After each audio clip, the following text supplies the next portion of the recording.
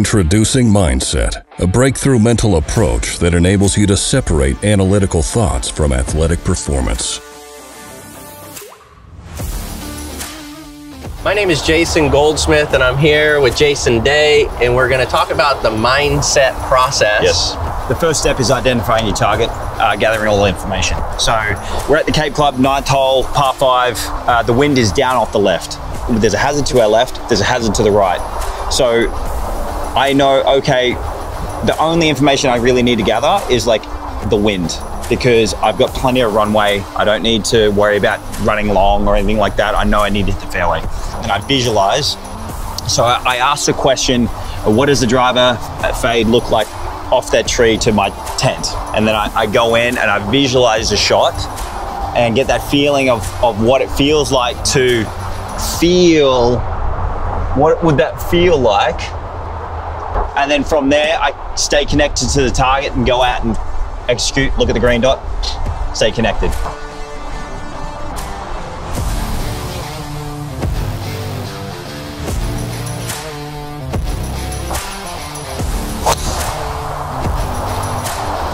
So, what did you think of that shot? It was good. Like, I mean, if I was sitting there after the shot, I'd be like, okay, that started a little bit further left than I wanted to. It just started left of the tree line, but my target, where it landed, was right on my target. Would you say it was pretty close to matching the intention? Yes, yeah. So like if like that shot was a 9 out of 10, yeah, right? And 10 out of 10 was exact. Yes. I mean, wouldn't you say that most of the time, like 8s and 9s, 7, 8s and 9s win golf tournament? 7, 8s and 9s win golf. Like, I mean, even you can go down as far as 6s, you know what I mean? It's just, there's a thing called human error that we have.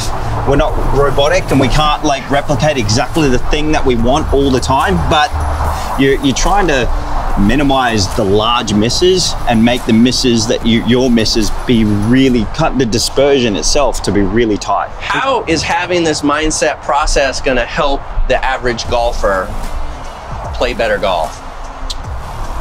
Well, I just think they're going to set themselves up for a better shot. I'll take this for example. Okay. It's a second shot into the par 5. Nice. So we got 2 bunkers, fairway bunkers out there to the right. That's my layup. So I've got about 190 yards to the first bunker on the right, about 205 yards to the second bunker on the left. And we're trying to hit about 180 yards. Okay, so what would be your 180 yard club? So right now it's a little bit into the wind. I'm going to take a little bit off the 6 iron. 6 irons usually go 195 yards, but there's a little bit of wind in and out of the left. So I'm probably most likely going to take 5 to 10 yards off this 6 iron. My plan is to go dead straight in the middle of those 2 bunkers. So decision is over. You have the club in your hand. Now we're ready for step number 2. Yep, which is visualization. So like for me personally, I like to kind of hold it up against that wind because I kind of want to see a little draw here. So right now I'm just going to go straight between the 2 bunkers. I'm going to pick my shot. I say, what does a straight 6 iron look like? I visualize it, go through, and then hit the shot.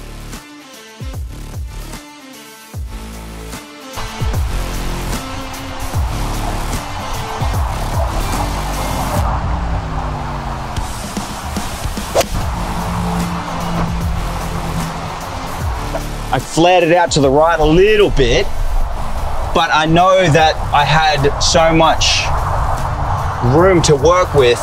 Hey, that was like a 4 out of 10, but I'm still in play and I've got a third shot straight up the green to the pin. So Jason, here we are about 110 yards, getting ready to hit our 3rd shot, and we can't quite see the mindset logo on the golf ball. Yeah. So I think it's, appropriate for us to talk about, like, all it is really there to cue you. Yes. In this process that you've used for a long time, but that's really all it is a cue. So it's going to take a little bit of effort for the average golfer at home to practice this process so that it becomes second nature. The thing is, the mindset three-step process, that is going to help me as a professional golfer, because sometimes I'm not disciplined enough. The process is going to actually help you get back into balance. I've got a 52 from 110 yards. The wind is in out of the right now because we've actually changed angles. There's about 15 yards from the edge of the bunker on the right to the pin. That's kind of where I'm going to go.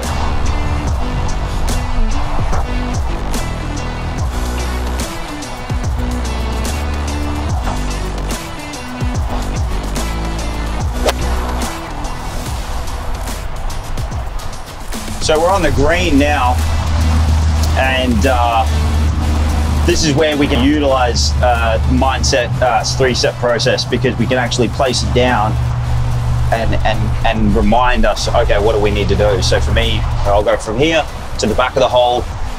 Sometimes I'll read it sideways, but the majority of the time I'll come in and go, okay, I'm trying to feel this, then I'm going back here, trying to connect those two together.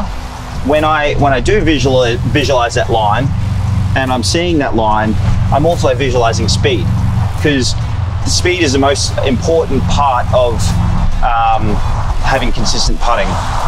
But this is where I'm like going, okay, it's gonna go along here, and I'm visualizing a line that will trace all the way into that cup.